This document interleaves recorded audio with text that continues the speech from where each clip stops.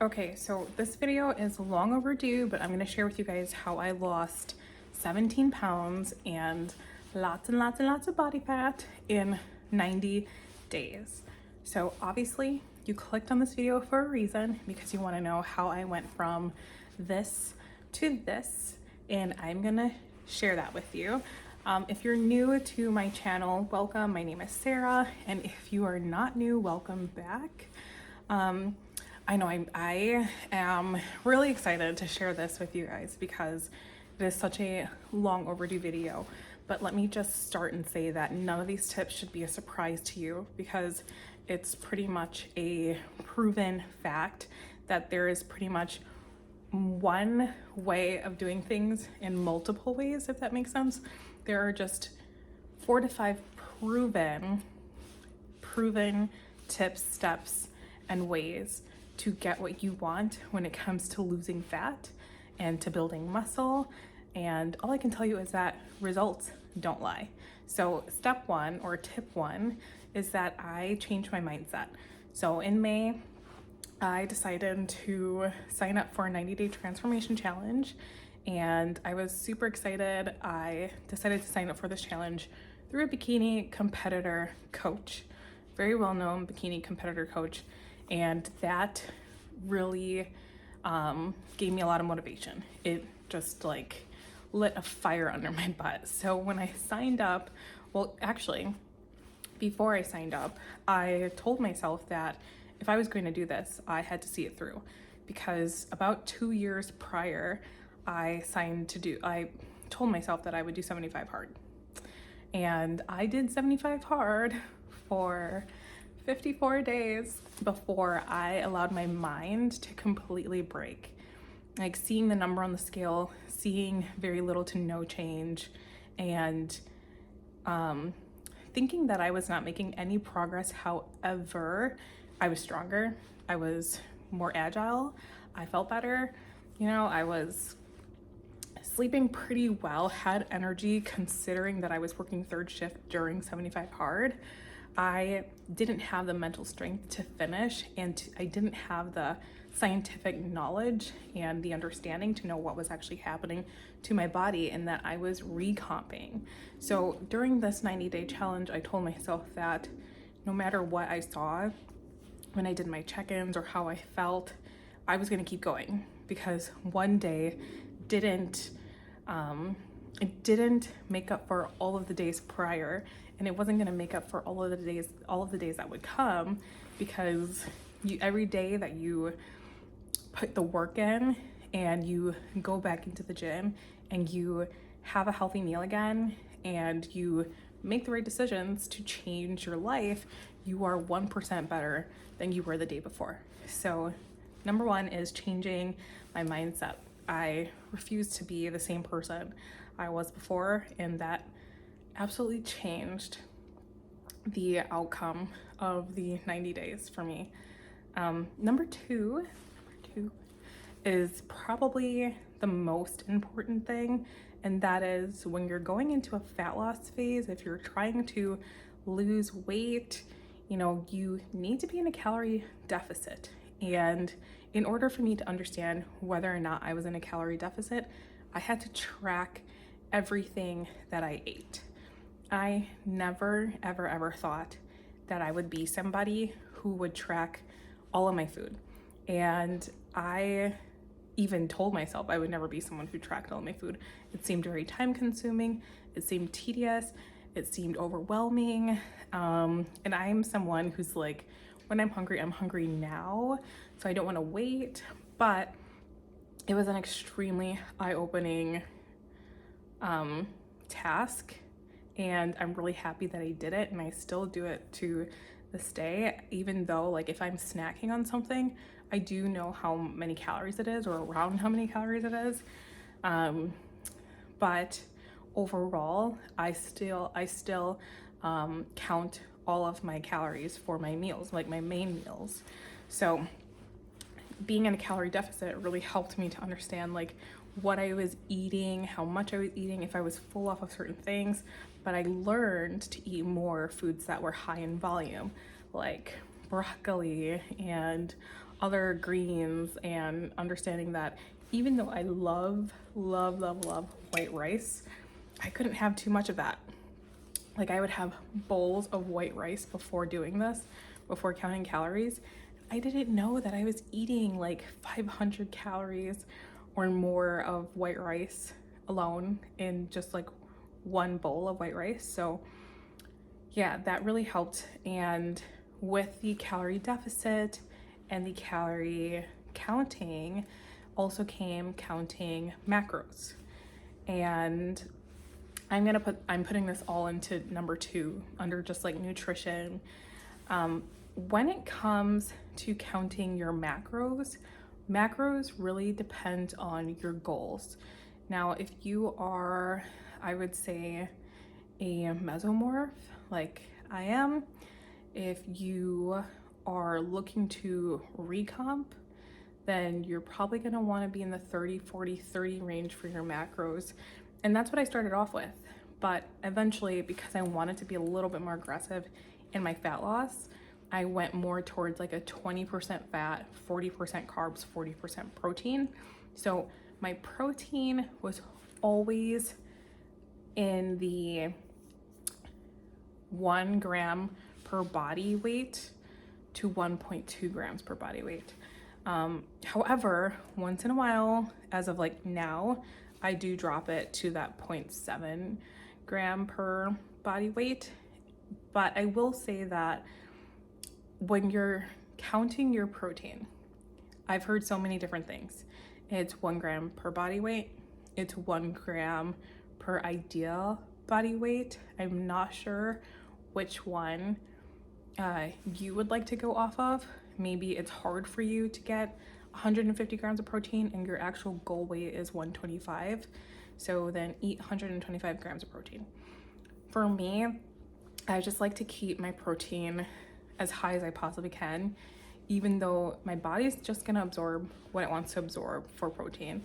For the most part, I would stick to 1 gram per body weight of protein. And that's what I did. It worked for me, and I felt pretty strong throughout my entire 90 days. That is tip number 2, is to be in a caloric deficit, to track your calories, and to track your macros. I'm gonna put that all into 2 for your nutrition, okay? So number 3 kind of ties into number 2 because it is cardio. When I became super serious and started like sharing my goals with other people in the gym, people who I talk to regularly, who I'm like becoming, you know, like friendly with, people who are also ex-bodybuilders, you know, I mentioned cardio to speed up the fat loss phase and to help with the calorie deficit. So the reason why I was very insistent in adding cardio is because the influencer that I follow also is very persistent in adding cardio, because when it comes to fat loss and being in a calorie deficit, you can either, you know, manipulate or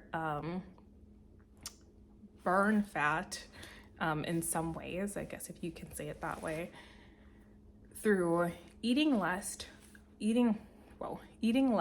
or moving more. And for me, I was kind of doing a little bit of both.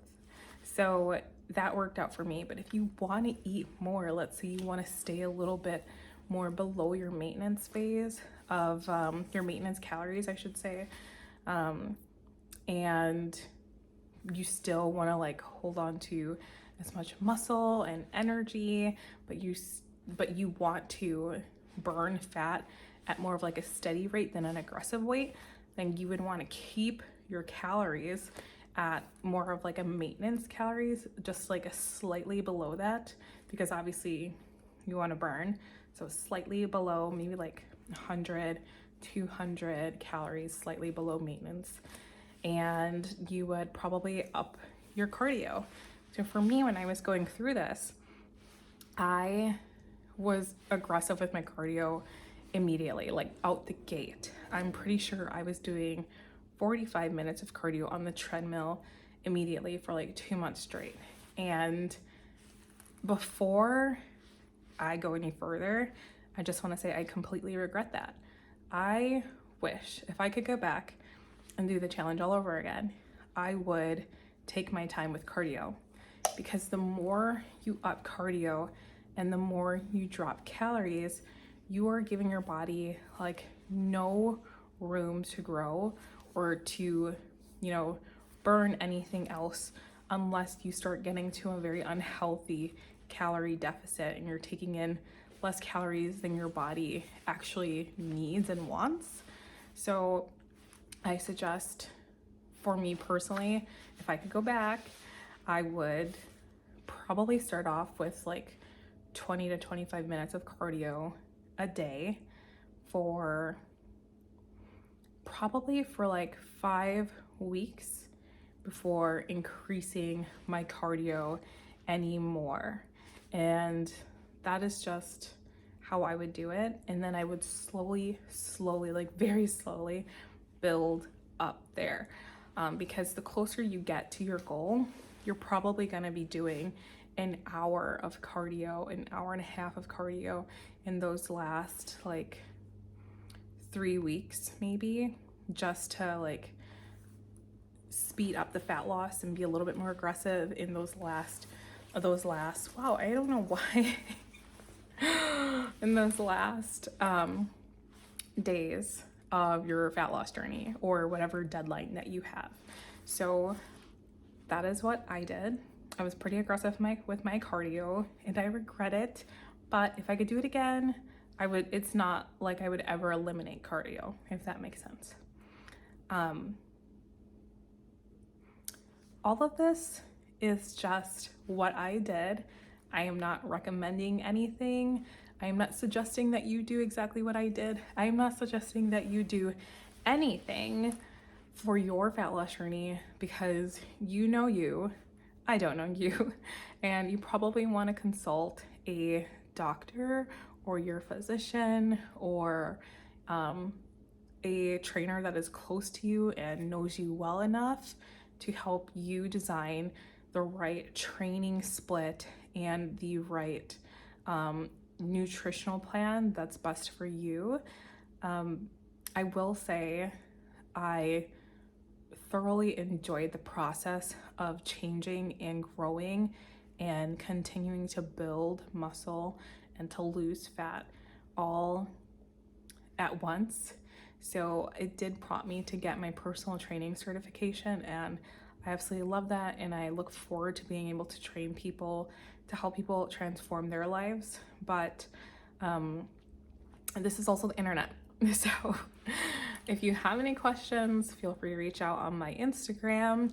It is at Sarah Marie J, and that is also linked in the description below. But let's go on to the very, very last thing that I did to actually go from being kind of more of like a softer athletic look to being more of a lean athletic look, and that is strength training. I never stopped strength training throughout this entire process. And when I did go into the gym, it was between 5 to 6 days a week. And I always, up until the last couple of weeks when I was so depleted and tired and felt weak, I always trained as aggressively as possible.